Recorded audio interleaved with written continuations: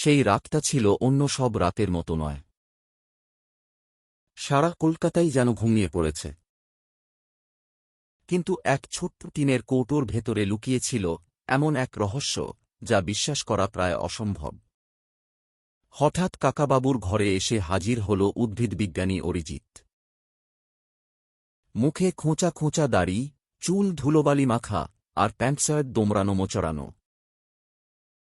আর তার হাতে শক্ত করে ধরা একটা ছোট্ট টিনের কৌটো, যা সে কাউকে দিতে নারাজ। খাবার টেবিলে অরিজিতের কাণ্ড দেখে সবাই অবাক। 8খানা রুটি, 3জনের সমান ভাত। সে খাচ্ছিল যেন বহুদিনের ক্ষুধার্ত কোনো মানুষ। অরিজিতের দাবি, কৌটোর ভেতরের ওই টকটকে লাল ফলটা খেলে নাকি মানুষ অদৃশ্য হয়ে যায়। কাকাবাবু অবশ্য এমন গাঁজাখুরি কথা একদমই বিশ্বাস করলেন না। অদৃশ্য হওয়ার নেশায় সন্তুর চোখে ঘুম নেই। রাত 1:30 বাজে। ছেলেবেলা থেকেই সে অদৃশ্য হওয়ার স্বপ্ন দেখেছে, তাই তার মন পড়ে আছে ওই লাল লঙ্কার দিকে। সবাই ঘুমিয়ে পড়েছে। সন্তু পা টিপে টিপে নেমে এল কাকাবাবুর ঘরে। কাঠের আলমারি খুলে সে বের করে নিল সেই রহস্যময় কৌটো। ছাদে এসে ফলটায় কামড় বসাল সন্তু। ঝালও নয়, বরং মিষ্টি, পিপারমেন্টের মতো স্বাদ। সে পুরো ফলটাই খেয়ে ফেলল। কিন্তু একই ছাদের পাঁচিলে ওটা কার কালো মাথা? মানুষ নাকি জন্তু? কানে ভোঁ ভোঁ শব্দ, মাথা বোঁ বোঁ করে ঘুরে উঠল। আর সন্তু লুটিয়ে পড়ল অজ্ঞান হয়ে। সকালবেলা সারা বাড়ি খুঁজেও সন্তুর দেখা মিলল না। বিছানায় পড়ে আছে চটিজোড়া, আর ছাদে পড়ে আছে সেই খালি কৌটোটা। সন্তু কি সত্যি অদৃশ্য হয়ে গেল? সন্তুর কোনো খোঁজ না পেয়ে কাকাবাবুর জেদ চেপে গেল। সত্যিই কি এমন ফল আছে?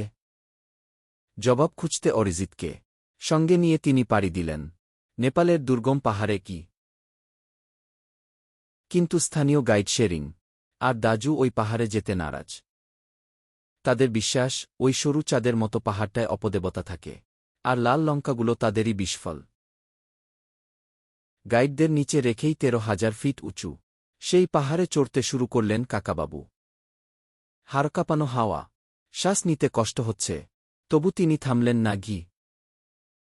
অবশেষে কচ্ছপের মতো বিশাল এক পাথরের খাঁজে দেখা মিল সেই অদ্ভুত গাছের। তাতে ঝুলছে ঠিক ক্যাপসিকামের মতো টকটকে লাল একটা ফল। কিন্তু ফল ছেঁড়ার আগেই শোনা গেল এক ভয়ঙ্কর হাহা শব্দ। পাথরের আড়াল থেকে বেরিয়ে এল 8-10 ফিট লম্বা এক হিংস্র লোমশ দানব। কাকাবাবু রাইফেল তুলতেই অরিজিৎ চেঁচিয়ে উঠল, গুলি করবেন না, ও অদৃশ্য সন্তু। তার ধাক্কায় গুলি ফসকে গেল, আর দানবটা আছড়ে পড়ল তাদের উপর। দানবের ধাক্কায় পাহাড়ের খাদে গড়িয়ে পড়লেন দুজনেই। কাকাবাবু বেঁচে গেলেও মারাত্মক চোট পেল অরিজিৎ। তাকে তড়িঘড়ি করে নিয়ে আসা হল কাঠমান্ডুর হাসপাতালে। কাঠমান্ডুর হোটেলে হঠাৎ বাজল টেলিফোন। ও প্রান্তে আর কেউ নয়, খোদ সন্তু। সে কলকাতা থেকেই ফোন করেছে। সন্তু জানায়, ওটা কোনো জাদুর ফল নয়, বিষফল। ওটা খেলে মানুষ অজ্ঞান হয়ে যায়। আর অদ্ভুত বিভ্রম দেখে সন্তুকে অজ্ঞান অবস্থায় তুলে নিয়েছিল শত্রুরা। কিন্তু পাহাড়ের চূড়ায় আক্রমণ করা সেই হিংস্র প্রাণীটা তবে কে ছিল? সত্যিই কি ইয়েতি?